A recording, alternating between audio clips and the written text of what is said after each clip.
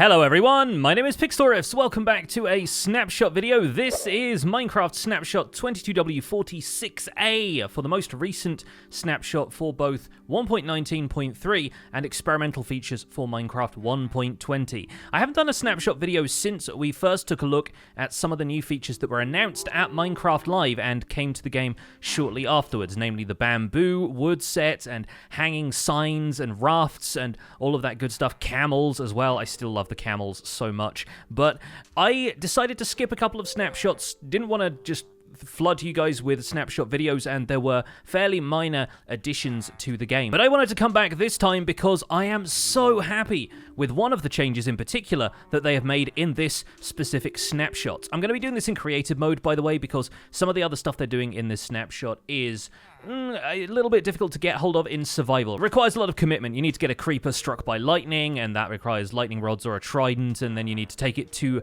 the nether so that you can blow up a piglin to get a piglin head. Yes, there are piglin heads in the game now, but we'll cover that in just a second. The thing I am here to talk to you about is the Chiseled Bookshelf. Also, I love the fact that they've reordered the creative inventory. I'm still not super familiar with it, but I found that Chiseled Bookshelf pretty quickly. I think we can say it's going pretty well. Now, in the Ingredients tab, we're going to find some books. The Chiseled Bookshelf is now, I believe, a perfect feature. Because previously you had to fill the Chiseled Bookshelf by just right-clicking on it, and it always added the books in that specific order, and you had to remove them in that specific order as well, which, you know, worked out okay. It was just like an ordinary container, basically. And the fact that it had a comparator signal, depending on what the last slot you interacted with was, didn't really make a whole lot of sense. Excuse me, I'm trying to make a video. But yeah, before this, it didn't really make a whole lot of sense, because the Chiseled Bookshelf actually looks at the slot you last had an interaction with. So if you put a book in slot 6 and then took it out of slot 6, that wouldn't have any effect on the redstone signal coming out from this comparator. So you really had to interact with the bookshelf twice for that to change. But now things are different, because now they have finally allowed us to remove a book from the slots in the bookshelf just by looking at that specific slot, and that works basically anywhere. So now if we interact with slot 1, it changes the comparator signal to 1, even though the bookshelf already has books in other slots. It's not based on capacity, it's based on the last slot you interacted with, and since slot 4 was the last one I took a book out of, the comparator signal reads 4. This, in my opinion, has made Chiseled Bookshelves a perfect feature. They are doing exactly what you would expect them to do intuitively now, and it's so good being able to fill them up with certain orientations of books. This is also going to be spectacular for decoration, because previously, if you wanted to decorate with a bunch of Chiseled Bookshelves, they were all going to look like some sort of variant of this. They were either going to be partially full,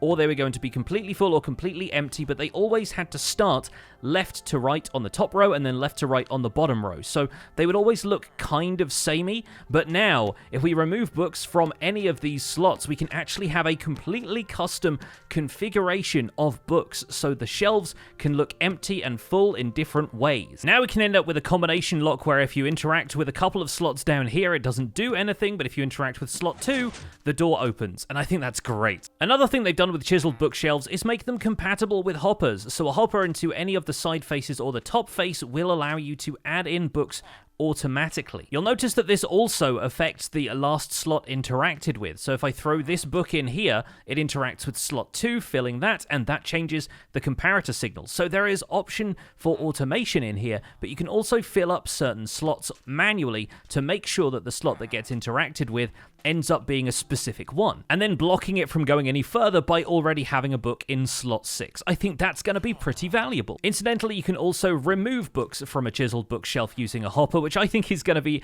a pretty neat way of filtering out loot like enchanted books from, say, an AFK fishing setup or something like that. But having removed all of my hastily assembled and pretty bad door circuitry from the back of this wall, that also allows us to, for example, fill these barrels with enchanted books of a specific type and have those books automatically refill. This would be really cool on a multiplayer server if you wanted to have a bookshop. We could, for example, label these Soul Speed 3 and Sweeping Edge 3, and then if we fill these barrels with books from villager trades, you then end up with a bookshelf which automatically refills the slot slot that you take the book out of. And did you notice? There is a specific sound effect, it even shows up in the subtitles there, for when you take an enchanted book out of a chiseled bookshelf compared to when you take out a normal book. For the record, books and quills both have the same sound effect. They'll be pitched slightly differently each time, but it doesn't show up any differently in the subtitles, which is a bit of a clue.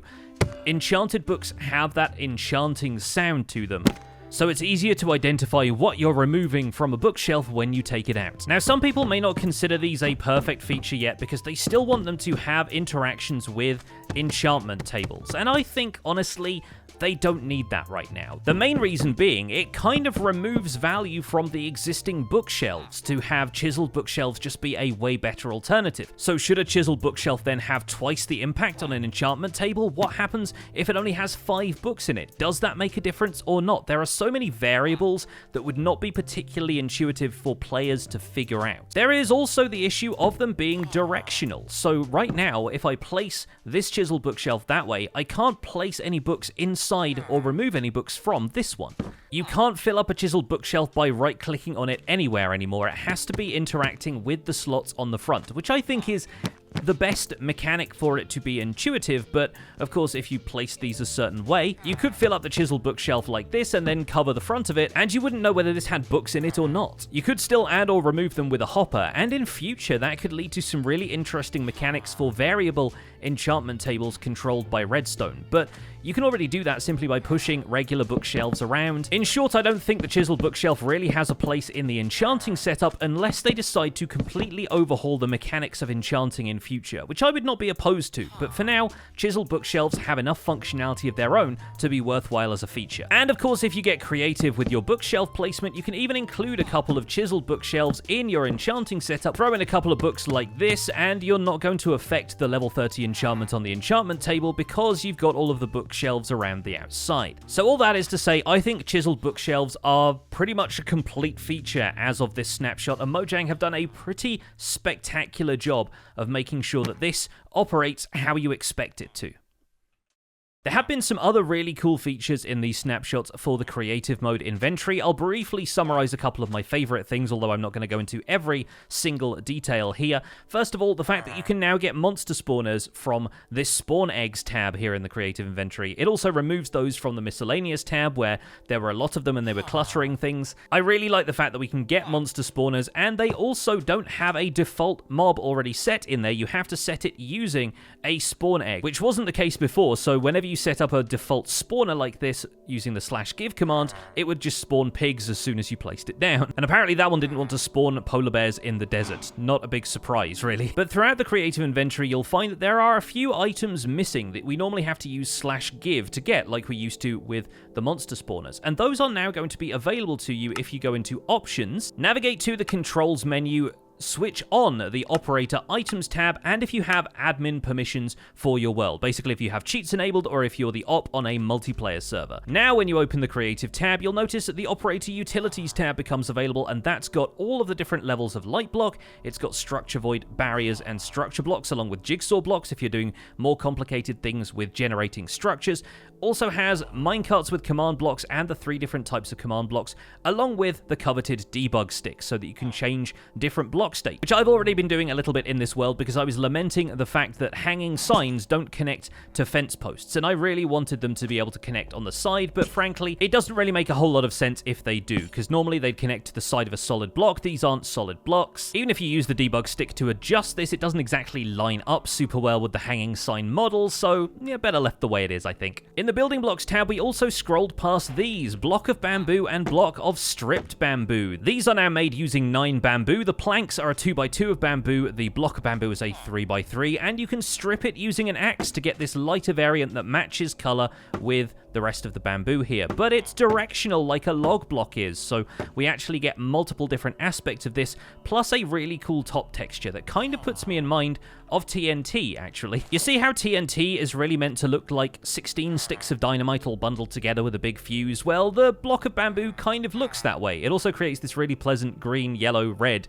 combo, but I've been thinking of the block of bamboo as vegan TNT, and honestly, mixing stuff like this into the existing bamboo texture gives us a lot of different fun options to play with, so I do really like having that around. Sort of looks like I'm playing Pipe Dream in Minecraft right now, doesn't it, with all of these connecting and disconnecting? Shout out to anyone in the comments who remembers Pipe Dream. So, with that out of the way, let's move on to one of the other key features from this snapshot specifically. In the Functional Blocks tab, we will find mob heads, and we also now have a Piglin head, complete with floppy ears, and I really want the ears to actually flop when I place them on my character and walk around.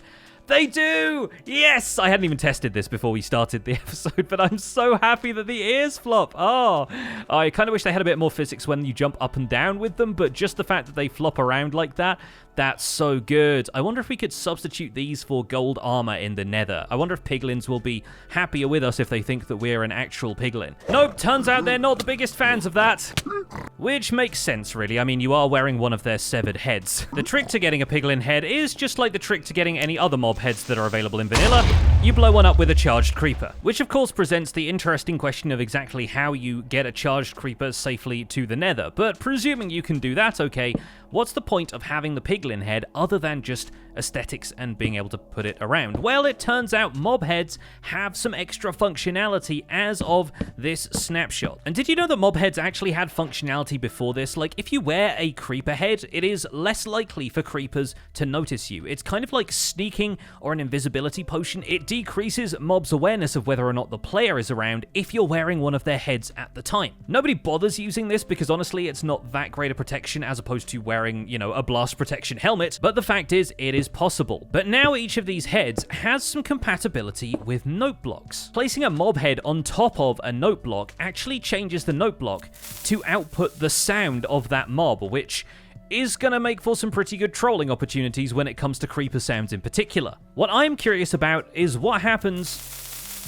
when you tune the note block at this point. And from the looks of things, tuning the note block does not seem to do a whole lot to the creeper sound in particular, but it's fairly staticky. Playing a note block with a skeleton head above just creates a random skeleton noise, and tuning that doesn't seem to do anything either. It doesn't seem to make the noise a different pitch or make it louder or quieter or anything like that, which I think presents some interesting opportunities. I would kind of love it if we could have a skeleton xylophone track play, even though the xylophone is one of the other instruments you can get using note blocks. It would also give us an interesting opportunity for baby zombie sound effects to be part of the zombie note block offering. Each of these mobs does have different sound effects that could be interesting to play, like the sounds of any of them dying might be worthwhile. As far as I can tell, the piglin one just makes the angry piglin noise, and it shows up in the subtitles as that sound effect, not a sound effect being reproduced by a note block. So even for players who use subtitles, this could be a very confusing and otherwise pretty trolly thing to do. Now, the same is of course going to be true of wither skeletons, who make that trademark rattling sound very different from the regular skeleton, kind of more dry and